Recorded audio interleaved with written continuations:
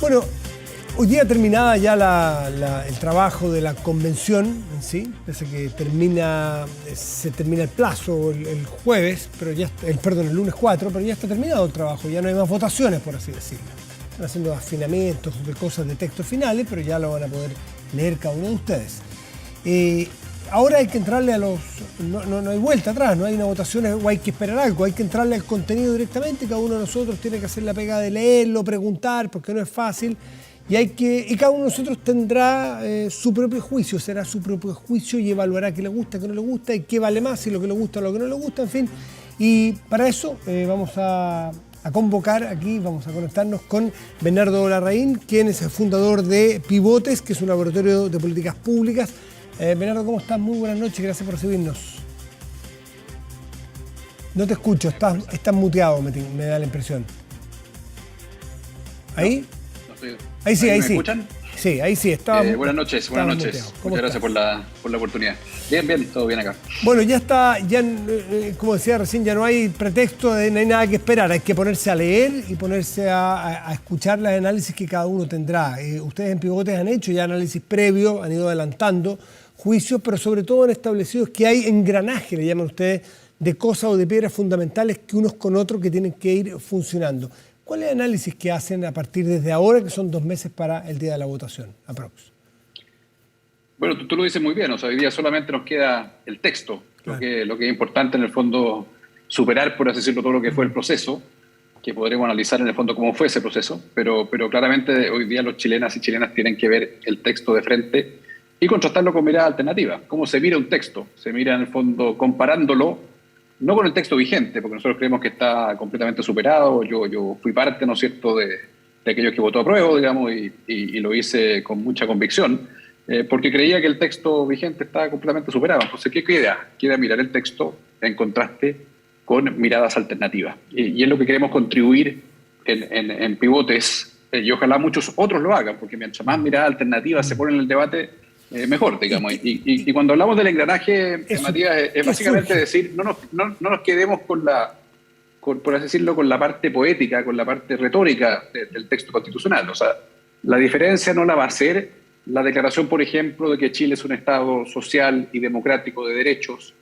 que asegura la igualdad sustantiva de las chilenas y chilenos. Eso lo dice y me parece bien que estén esos principios generales, pero lo que realmente hace la diferencia son estas piezas del engranaje. Nos referimos al sistema político, nos referimos a la forma de Estado, o cómo la Convención conceptualizó la descentralización, un desafío fundamental. Nos referimos también a cómo la Convención propone, por así decirlo, equilibrar la economía con la naturaleza, el progreso con la naturaleza, porque eso va a ser fundamental para activar un nuevo ciclo de progreso, digamos, en beneficio de las personas. Y finalmente nos referimos en el fondo a los derechos sociales. Esas son 4 piezas de un engranaje que hay que mirarlas en conjunto y no quedarnos, insisto, con la poesía del Estado social de derechos, con la poesía de que la Constitución asegura la igualdad sustantiva de las personas. Claramente las personas saben que eso no va a ser lo que va a hacer la diferencia en sus vidas, que no va a cambiar la calidad de los derechos sociales, que no va a cambiar en el fondo la sensación de... No será un poco peyorativo en pensar que el garantizar ciertos derechos o establecer conceptualmente cómo va a ser nuestro país, si es que lo aprueba la gente, que sea poesía, no es acaso decir, miren, eso dejémoselo a la parte de la floritura, vamos a lo concreto. ¿Una constitución acaso no tiene que tener también ese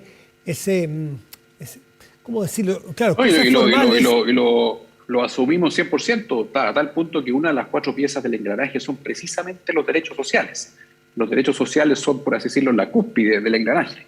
Lo que ocurre es que es el sistema político el que va a generar las regulaciones para que esos derechos sociales se hagan realidad. Por tanto, cuando dice poesía, cuando dice poesía no es que sea menos importante, es que estos engranajes son los pilares que van a permitir cumplir con los derechos y con las aspiraciones. Yo me refería más bien a las partes iniciales del texto, en el fondo, que hablan de un Estado social de derecho, pero sí creo que es muy relevante cómo la Convención propone, en el fondo, la cuestión de los derechos sociales. Lo que ocurre es que los derechos sociales no se van a satisfacer si es que no hay un buen sistema político que genera regulaciones para tangibilizarlos, para llevarlos a la realidad.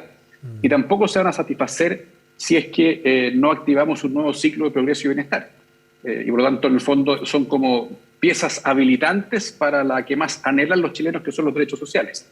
A lo que me refería es que uno de repente escucha que basta con que la Constitución haya dicho que Chile es un Estado social y democrático de derechos para no basta poco menos en el ponerlo. fondo. No, claro, no basta y aquí, así como aquellos que dicen eso y que dicen este proceso histórico, democrático, único, normalmente en voz de los refundacionales que creen que el país partió con ellos, no podemos aceptar ese chantaje, por así decirlo, que el proceso en sí mismo es lo único importante y que el texto es menos relevante y podrá ser mejorado. Así como tampoco podemos aceptar el chantaje de quienes dicen que el proceso constitucional es sinónimo de Rojas Vade, por así decirlo. Entrémosle a los contenidos, pongamos el texto que propone la Convención, contrastémoslo con mirada alternativa y ese es un poco el propósito que tenemos en Pivote. Entrémosle a este engranaje, como no podemos entrarle por virtud del tiempo que tenemos a cada uno de todos ellos, ¿cuáles son los elementos más importantes que habría que entrar a afinar para que este engranaje, a juicio de ustedes, funcione? Mira, partiendo por derechos sociales, que es lo más importante y lo que más anhelan las personas. Yo creo que la Convención hace bien en establecer en forma mucho más robusta una cierta garantía del Estado de que exista una base común de derechos sociales accesible por cada persona en cualquier metro cuadrado del territorio. Eso el texto actual no lo tenía suficientemente robusto y claramente la Convención hace un esfuerzo positivo en ese sentido. Ahora, ¿dónde falla? Creo yo una falla tectónica relevante de diseño fundamental. Es cuando en el fondo hace incompatible esa base común de derechos sociales y el rol articulador, regulador, coordinador del Estado, lo hace sinónimo de una cierta exclusión o bien limitación o bien reducción del rol de la sociedad civil, del emprendimiento en la prestación de estos derechos sociales. Claramente, en educación, el texto propone dos sistemas, uno con financiamiento garantizado constitucionalmente, uno estratégico, uno con todos los adjetivos en el fondo que denotan una cierta importancia que la tiene, que es la parte estatal de, ¿no es cierto?, la provisión de educación, y luego deja completamente marginado a la voluntad del legislador la provisión desde la sociedad civil, los colegios particulares subvencionados en educación, las instituciones de salud privadas en salud y los administradores, cualquiera sean estos, para no ponerle nombre, privados en, ¿no es cierto?, los fondos de pensión. Entonces, por un lado, en el fondo asegura una base común de derechos sociales, por otro lado, en el fondo marginaliza, limita, excluye a la sociedad civil el emprendimiento en su provisión, cuando el siglo XXI requiere la capilaridad, la innovación, la diversidad que provee, por ejemplo, en educación la sociedad civil. Esta no está con igual nivel de garantía constitucional que la que tiene el Estado. Entonces, una cierta hegemonía, predominio, sí. Ese es un punto fundamental. Entonces, la acción, a su juicio, planteado como cosas que ustedes agregarían, la mayor valorización o valoración de la acción de la sociedad civil, ¿no es cierto?, en conjunto con la acción que tenga que hacer el Estado. Claro, y ese es un problema de diseño bien sustancial, no una cosa marginal que puede ser mejorada en el proceso legislativo, refleja una cierta visión. Lo mismo ocurre con el sistema político, Matías. ¿Por qué? Porque ahí también se hizo un cambio bastante profundo, digamos, a tal punto que se eliminó una institución centenaria de nuestra nación, que es el Senado. ¿Era ese el problema, la existencia del Senado? ¿O la Convención equivocó el diagnóstico y por lo tanto ofreció una respuesta errónea?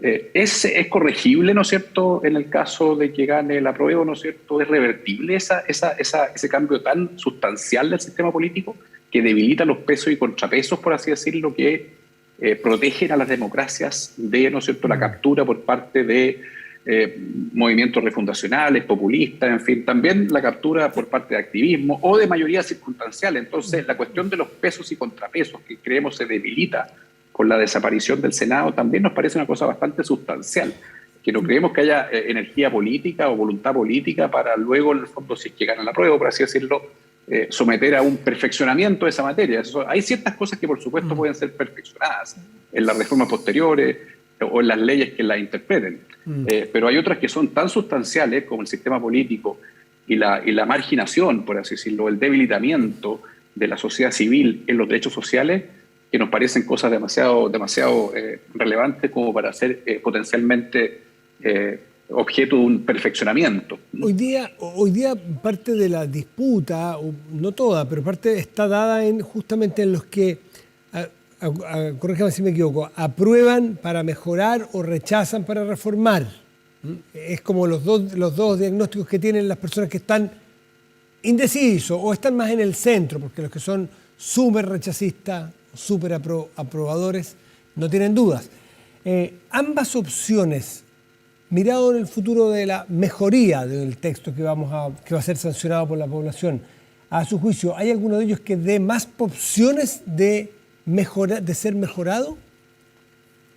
Depende del componente de la Constitución que tú elijas. Yo creo que el sistema político y el derecho social, y también debo decir, ¿no es cierto?, en cómo se aproxima la cuestión de la naturaleza, porque todos estaremos de acuerdo en el fondo a nivel de declarativo de que la naturaleza debe ser protegida en el fondo para la futura generación, y claramente tenemos como humanidad y como Chile un gran pendiente en esa materia, y que la Constitución actual era claramente insuficiente al decir le aseguramos a todos los chilenos que puedan vivir en un medio ambiente libre de contaminación, como si la contaminación fuera el único elemento que pudiera incidir en la vida de las personas, y como si solo se tratara de la vida de las personas y no de su posibilidad de desarrollar proyectos de vida en zonas que eventualmente están afectadas por altos niveles de impacto ambiental. Entonces, si bien había una necesidad de robustecer el tema ecológico en la Constitución, ¿por qué ponerlo en oposición con el progreso? ¿Por qué crear un nuevo instrumento jurídico que básicamente es lo que es el derecho a la naturaleza, que suena bien, insisto? El derecho a la naturaleza lo que hace, ¿no es cierto?, es permitir que organizaciones puedan reclamar judicialmente por daño a la naturaleza contra el Estado, contra el desarrollo de proyectos. Entonces, los riesgos que se judicialice nuestro proceso de desarrollo, lo que finalmente va a impedir que se active un ciclo de progreso, que a su vez va a dificultar que se satisfagan los derechos sociales. Por lo tanto, lo que quiero decir en el fondo es que depende, hay ciertos elementos esenciales que son, por así decir, fallas tectónicas, en nuestra opinión, habrá otras miradas distintas, digamos, que no pueden ser objeto de un proceso de perfeccionamiento. Yo creo que es un problema de diseño, de fundaciones, por así decirlo, usando la analogía de la construcción. Un edificio tú puedes, por así decirlo, en un proceso gradualista de mejoras sucesivas, mejorar en el fondo la pintura, mejorar en el fondo los muros internos, pero no las fundaciones del edificio. Creo que sistema político, colaboración público-privada para los derechos sociales y la forma como se aproximó a la cuestión de la naturaleza, poniéndola en oposición a la cuestión del progreso en circunstancias que se deben integrar bajo un principio de desarrollo sostenible, nos parecen que son fallas más bien estructurales y por eso dije en algún momento que no era honesto que respecto de estas materias decir apruebo para mejorar. ¿Por qué? ¿Lo pueden mejorar? Sí, o sea, yo prefiero que las personas sean francas, digan, a mí me gusta el texto y yo apruebo porque me gusta lo sustancial del texto y aquellas cosas que no me gustan son perfeccionables. ¿Y por qué no podrá ser mejorable eventualmente antes que empiece a andar? Claro, las fundaciones de un edificio cuando ya hay 20 pisos arriba no, pero cuando todavía está en planos, cuando están los planos, a lo mejor las fundaciones pueden ser rediseñadas. ¿Por qué en el apruebo no se podría mejorar?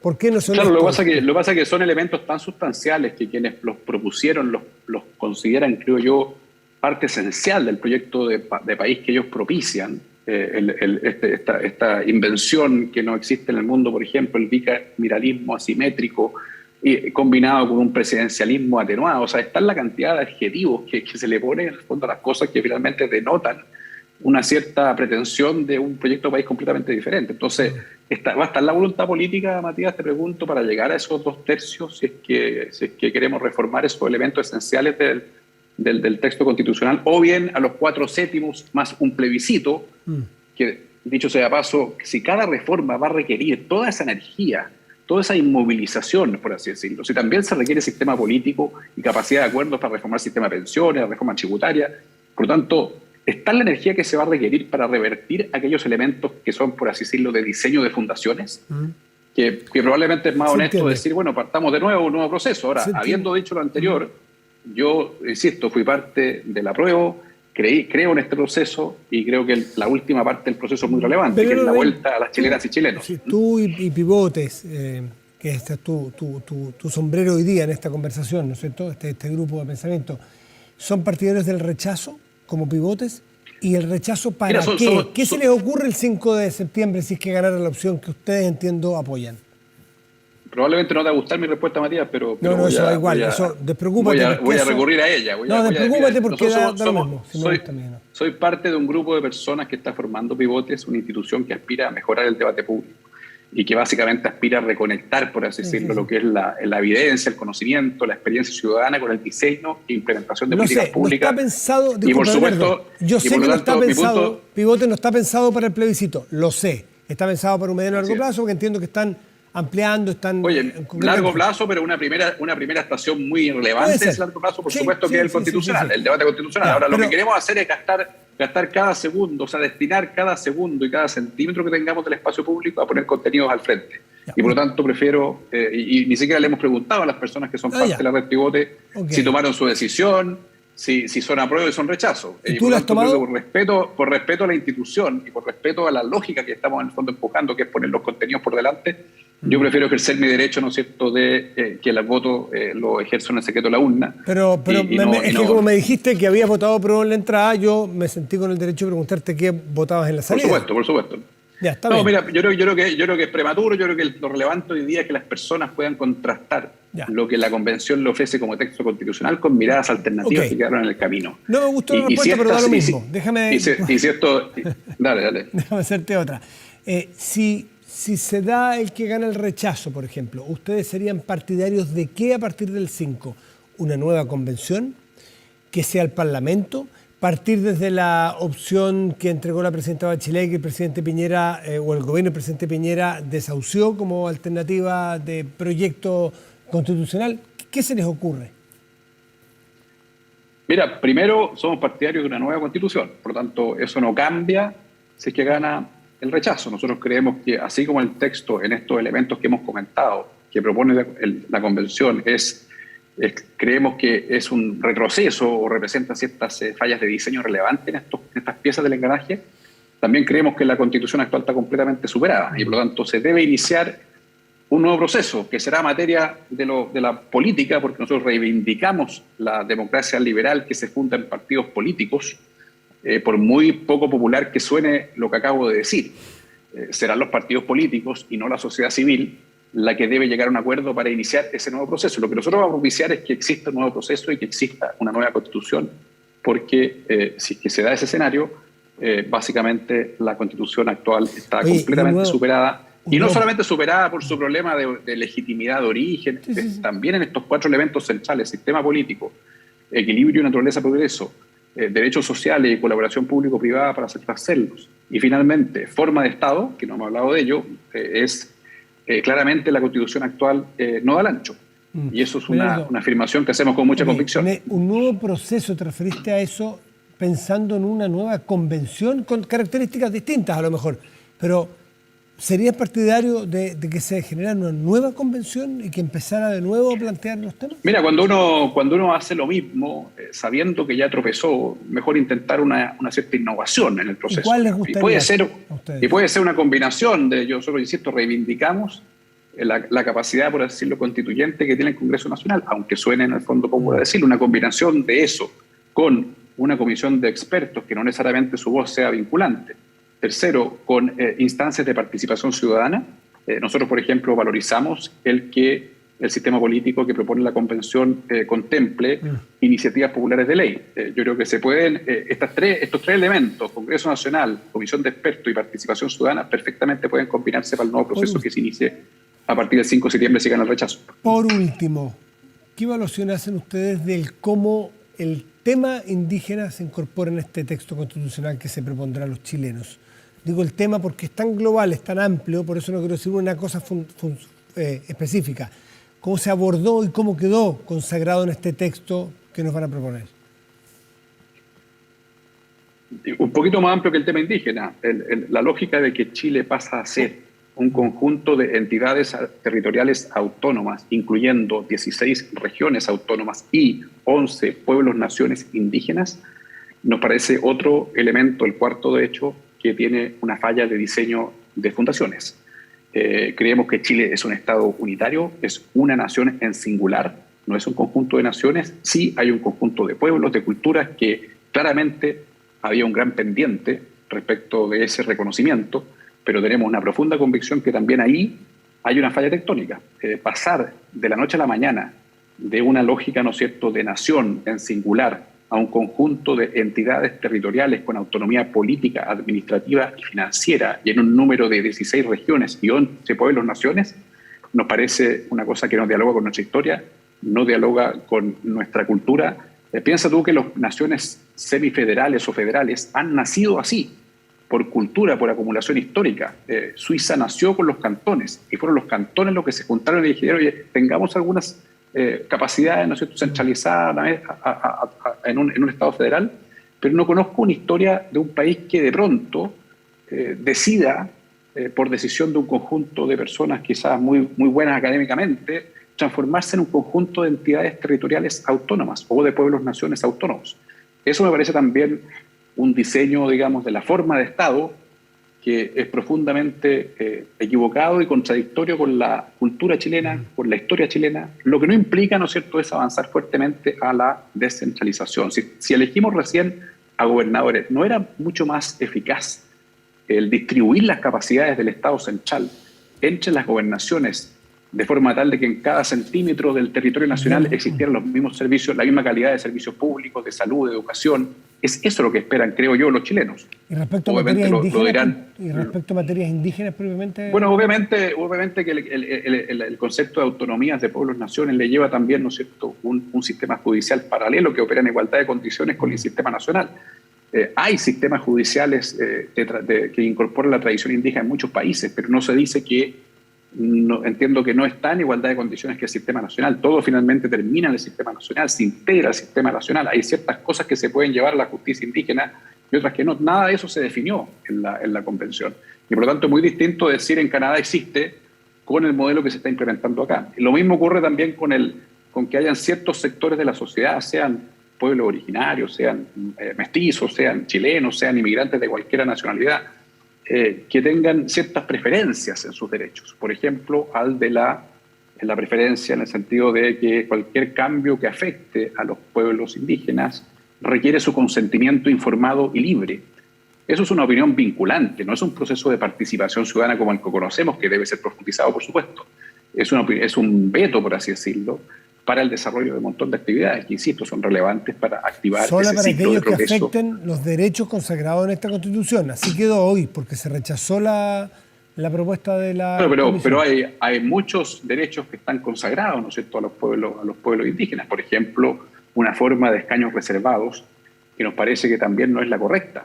Lo que nosotros proponemos es decir, bueno, que se abra una lista donde las personas voluntariamente se inscriban para votar por los escaños reservados, y en función del número de personas que se inscribe, determinar el porcentaje de escaños reservados. No con un cálculo teórico y los va sobreprestados. Por supuesto que hay muchas cosas que en este texto constitucional los afecta, y por lo tanto el consentimiento previo informado afecta a muchas más cosas de las que se dice. Bernardo Larraín, fundador de Pivote, muchas gracias por conversar esta noche con nosotros. Que estés bien. Muchas gracias, Matías, por el tiempo. Chao, y buenas noches. Buenas noches.